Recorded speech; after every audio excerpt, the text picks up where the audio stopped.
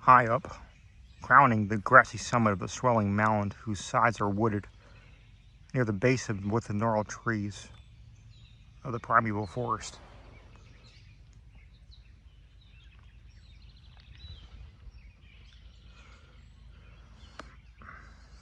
stands the old chateau of my ancestors.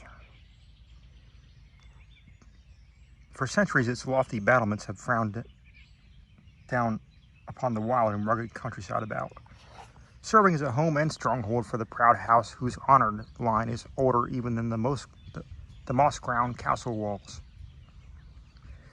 These ancient turrets, stained by the storms of generations, have been crumbling under the slow yet mighty pressure of time. Formed in the ages of feudalism, one of the most dreaded and formidable fortresses in all France.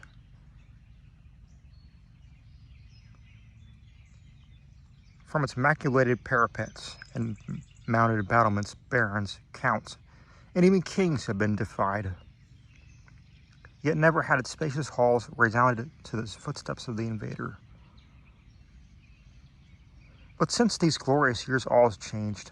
A poverty is but little above the level of dire want, together with a pride of name that forbids its alleviation by the pursuits of commercial life, have prevented its scions of our line from maintaining their estates in pristine splendor, and the falling stones of the walls, the overgrown vegetation in the parks, the dry and dusty moat, the ill-paved courtyards, and toppling towers without,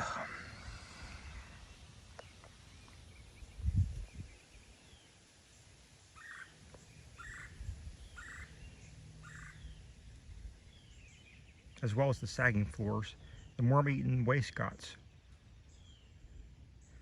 and the faded tapestries within, all tell a gloomy tale of fallen grandeur. As the ages passed, first one, then another of the four great turrets were left ruined, until at last but a single tower housed the sad reduced descendants of the once mighty lords of the estate.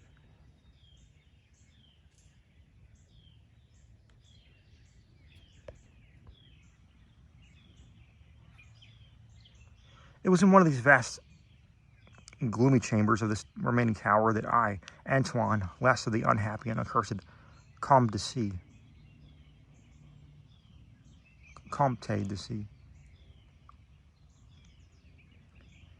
first saw the light of day. 90 years ago, long years ago. Within these walls and amongst the dark and shadowy forests, there were wild ravines and grottos of the hillside below,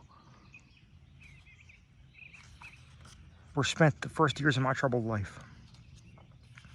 My parents I never knew. My father had been killed at the age of 32, a month before I was born, by the fall of stone somehow dislodged from one of the deserted parapets of the castle. And my mother, having died at my birth, my care and education devolved solely upon my one remaining servitor, an old and trusted old man of considerable intelligence, whose name I remember as Pierre. I was an only child, and a lack of companionship, in which this fact entailed upon me, was augmented by the strange care exercised by my aged guardian in excluding me from the society of the peasant children whose abodes were scattered here and there upon the plains that surrounded the base of the hill. At the time, Pierre said that this restriction was imposed upon me because of my noble birth, placed me above association with such plebeian company. Now I know that its real object was to keep me from my ears the idle tales of the dread curse upon our line, that were nightly told and magnified by the simple tenantry as they conversed in hushed accents in the glow of their cottage hearths. Thus isolated and thrown upon my own resources, I spent the hours of my childhood in poring over the ancient tomes that filled the shadow-halled library of the chateau, and roaming without aim or purpose through the perpetual dusk of the spectral wood that clothes the side of the hill near its foot.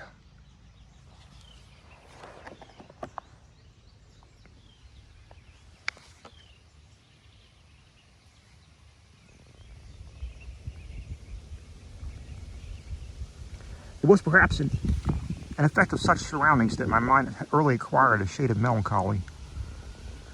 Those studies and pursuits which partake of the dark and occult in nature are most strongly acclaimed in my attention.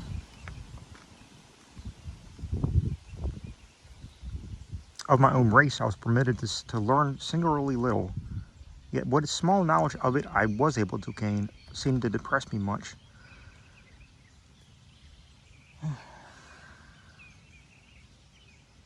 Perhaps it was at first only the manifest reluctance of my old preceptor to discuss with me my paternal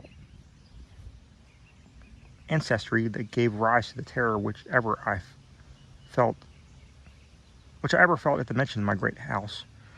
Yet as I grew out of childhood, I was able to piece together the disconnected fragments of discourse, let slip of the unwilling tongue which had begun to falter in approaching senility, that had a sort of relation to a certain circumstance, which I always deemed strange, but which now became dimly terrible. The circumstance to which I allude is the early age at which all the Comtes on my line had met their end. Whilst I had hitherto considered this but a natural attribute of a family of short-lived men, I afterward pondered long upon these premature deaths, and began to connect them with the wanderings of the old man, who often spoke of a curse which for centuries had prevented the lives and holders of my title from much exceeding the span of 32 years. Upon my 21st birthday, the aged Pierre gave to me a family document which he had said for many generations been handed down from father to son, and continued by each possessor. Its contents were of the most startling nature, and its perusal confirmed the gravest of my apprehensions. At this time, my belief in the supernatural was firm and deep-seated, else I should have dismissed with scorn the incredible narrative unfolded before my eyes. The paper carried me back to the days of the 13th century, when the old castle in which I sat had been a feared and impregnable fortress. It told of a certain ancient man who had once dwelled in our estates, and a person of no small accomplishments, though little above rank of peasant, by name Michel, usually designated by the surname of Malvis, Malvé,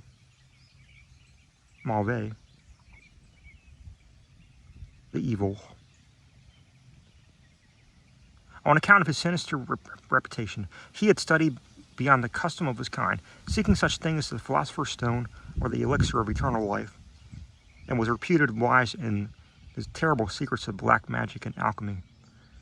Michel Malvé had one son, named Charles, a youth as proficient as himself in the hidden arts, and who had therefore been called Le Sorcier, or the Wizard. This pair, shunned by all honest folk, were suspected of the most hideous practices. Old Michel was said to have burnt his wife alive as a sacrifice to the devil, and the unaccountable disappearances of the many small peasant children were laid at the dreaded door of these two. Yet to the dark natures of the father and the son ran one redeeming ray of humanity. The evil old man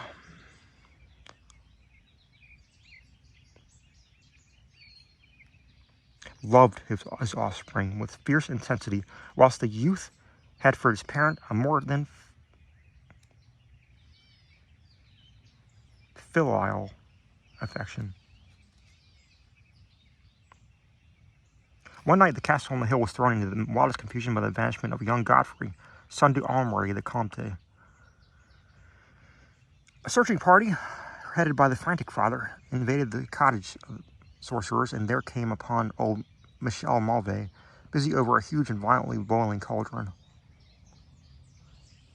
Without certain cause, in the ungoverned madness of fury and despair, the Comte laid his hands on the old aged wizard, and ere he released his murderous hold, his victim was no more. Meanwhile, the joyful servants were proclaiming the finding of young Godfrey in the distant and unused chamber of the great edifice, telling too late that poor Michel had been killed in vain. As the Comte and his associates turned away from the lowly abode of the Alchemists, The form of Charles Le Sorcier appeared through the trees.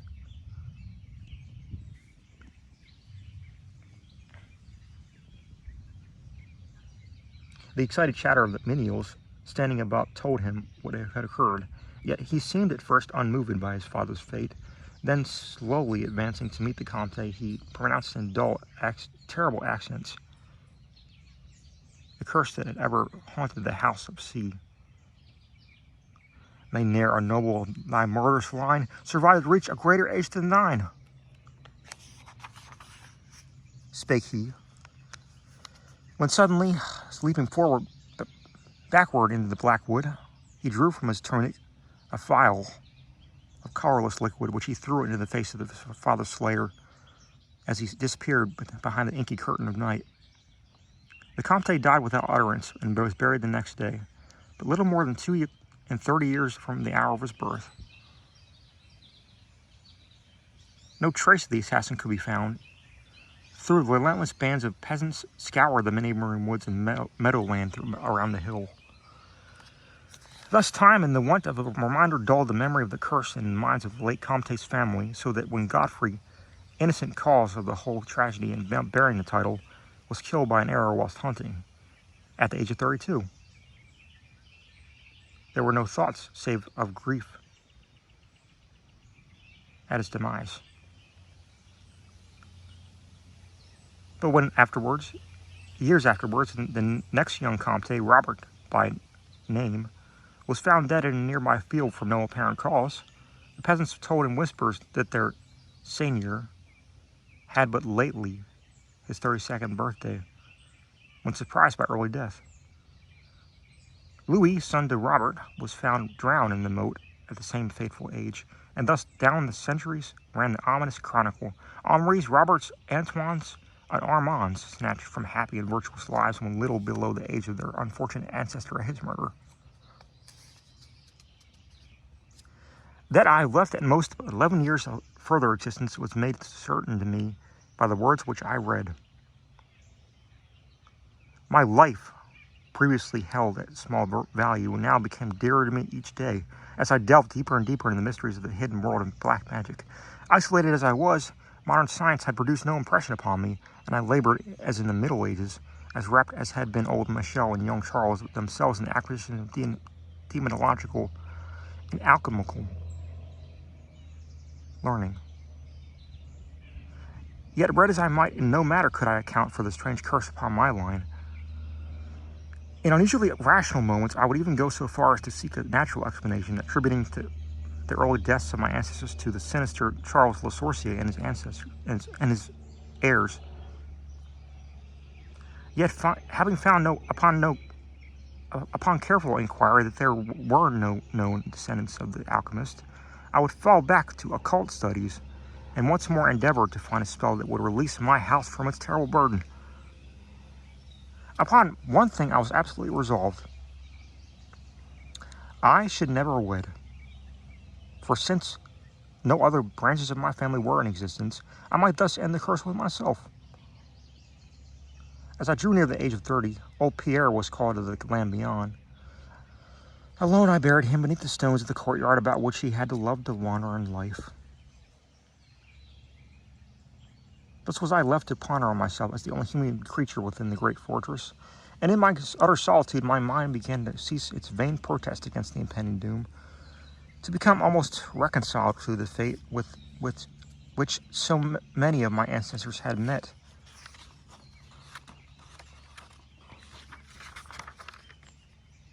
Much of my time was now occupied in exploration of the ruined and abandoned halls and towers of the old chateau, which in youth fear had caused me to shun, and some of which old Pierre had once told me had not been charted by human foot for over 4 centuries. Strange and awesome were many of the objects I encountered. Furniture, covered by dust of ages and crumbling with the rot of long dampness, met with my eyes. Cobwebs in a profusion never before seen by me were spun everywhere, and huge bats flapped their bony, uncanny wings on all sides of the other world, otherwise untenanted gloom.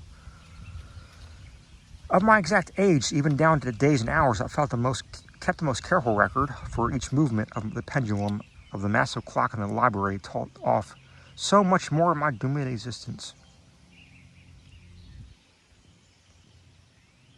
At length I approached that time which I had so long viewed with apprehension.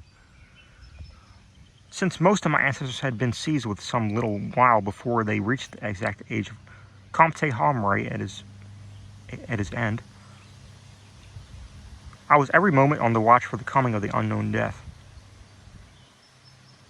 In what strange form the curse should overtake me, I knew not, but I was resolved, at least, that it should not find me a cowardly or a passive victim. With new vigor, I applied myself to the examination of the old chateau and its contents.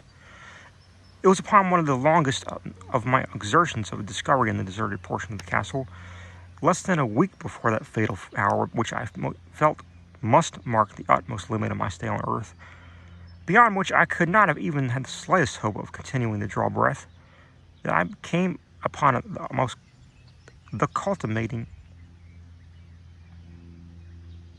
culminating event of my whole life. I spent the better part of the morning in climbing up and down half-ruined staircases in one of the most dilapidated of the ancient turrets.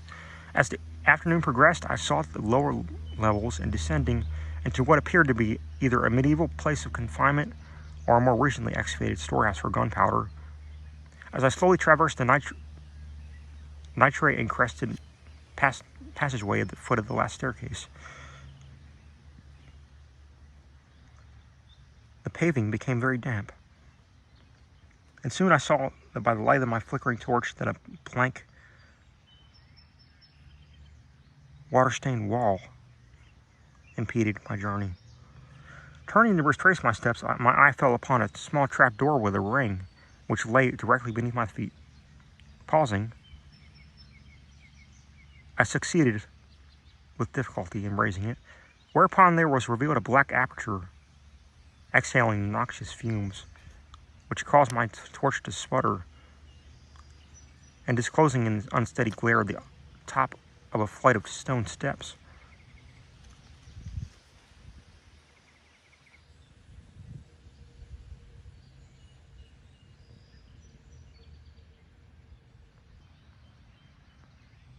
As soon as the torch, which I lowered in the repellent depths, burned freely and steadily, I commenced my descent.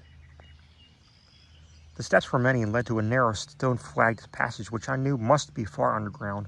The passage proved of great length and terminated in a massive oaken door. Dripping with the moisture of the place and stoutly resisting all my attempts to open it, ceasing after a time my efforts in this direction, I proceeded back some distance toward the steps, whence there suddenly fell to my experience one of the most profound and maddening shocks capable of reception by the human mind.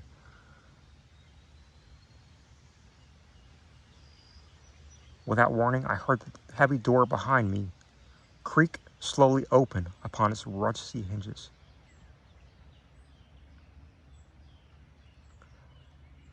My immediate sensations are incapable of analysis. To be confronted in a place as thoroughly deserted as I had deemed the old castle with evidence of the presence of man or spirit produced in my brain a horror of the most acute description. When at last I turned and faced the seat of the sound, my eyes must have started from their orbits at the sight of which that they beheld. There, in the ancient Gothic doorway, stood a human figure. It was that of a man clad in a skull cap and long medieval tunic of dark color. His long hair and flowing beard were of a terrible and intense black hue and of incredible profusion. His forehead high beyond the usual dimensions, his cheeks deep sunken and heavily lined with wrinkles, and his hands, long and claw-like and gnarled, were of such a deathly marble-like whiteness as I have never seen elsewhere seen in man. His figure, leaned to the proportions of a skeleton, was strangely bent and almost lost within the voluminous folds of his peculiar garment. But strangest of all were his eyes.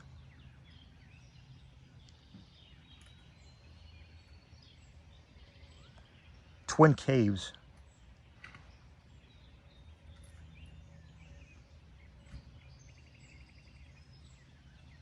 of abysmal blackness.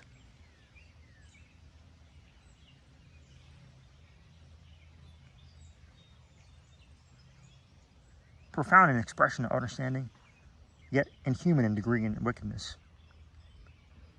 These were now fixed upon me, piercing my soul with their hatred, and rooting me to the spot whereon I stood. At last the figure spoke in a rumbling voice that chilled me through with its dull hollowness and latent malevolence. The language in which the discourse was clothed was that debased form of Latin in use among the more learned men of the Middle Ages, and made familiar to me by my prolonged researches into the works of the old alchemists and demonologists.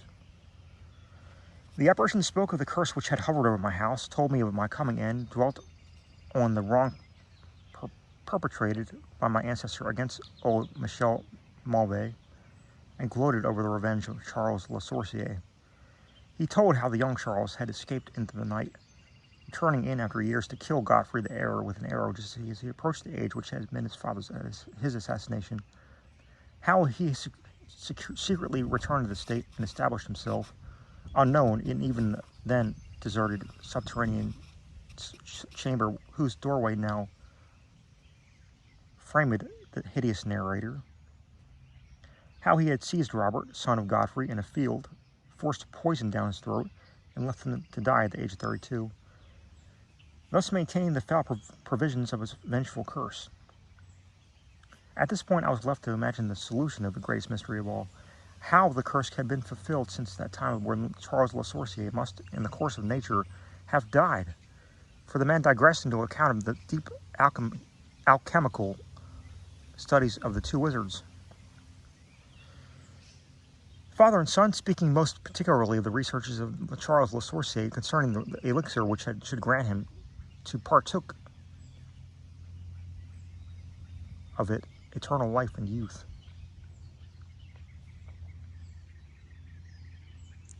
His enthusiasm had seemed for a moment to remove from his terrible eyes the hatred that had at first so haunted him. But suddenly the fiendish glare returned, and with a shocking sound like a hissing of a serpent, the stranger raised a glass vial with the evident intent of ending my life as had Charles Le Sorcier 600 years before, ending that of my ancestor.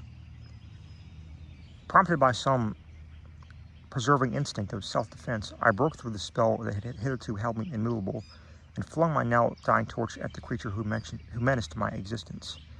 I heard the vial break harmlessly against the stones of the passage as the tunic of the strange man had caught fire, and lit the horrid scene with a ghastly radiance.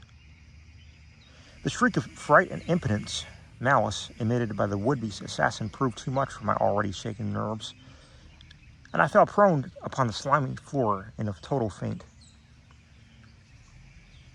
When at last my senses returned, all was frightfully dark, and my mind, remembering what had occurred, shrank from the idea of beholding more, yet curiosity overmastered all.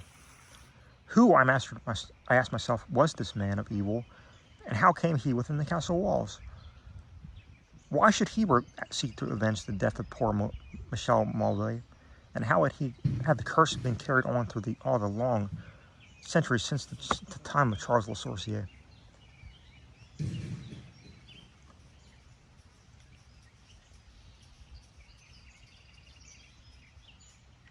The dread of years was lifted from my shoulders, and for I knew that he whom I felt was the source of all my danger from the curse, and that now I was free. I burned with the desire to learn more of the sinister thing which had haunted me, my line, for centuries, and made of my own youth one long continuing nightmare. Determined upon further exploration, I felt in my pockets for flint and steel and lit the unused torch which I had with me. First of all, the new light revealed the distorted and blackened form of the mysterious stranger. The hideous eyes were now closed. Disliking the sight, I turned away and entered the chamber beyond the Gothic door. Here I found what seemed much like an alchemist's laboratory. In one corner was an immense pile of shining yellow metal that sparkled gorgeously in the light of the torch. It may have been gold, but I did not pause to examine it, for I was strangely affected by that which I had undergone. At the farther end of the apartment was an opening leading out to one of the many wild ravines of the dark hillside forest.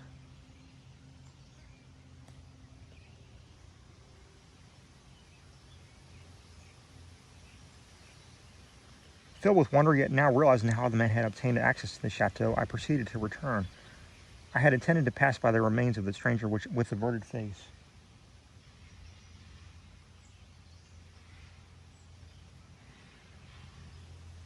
But as I approached the body, I seemed to hear emanating from it a faint sound, as though life were not yet wholly extinct. Aghast, I tuned to examine the charred and shriveled figure on the floor. Then all at once the horrible eyes, blacker than even the seared face in which they were set, opened wide with an expression which I was unable to interpret.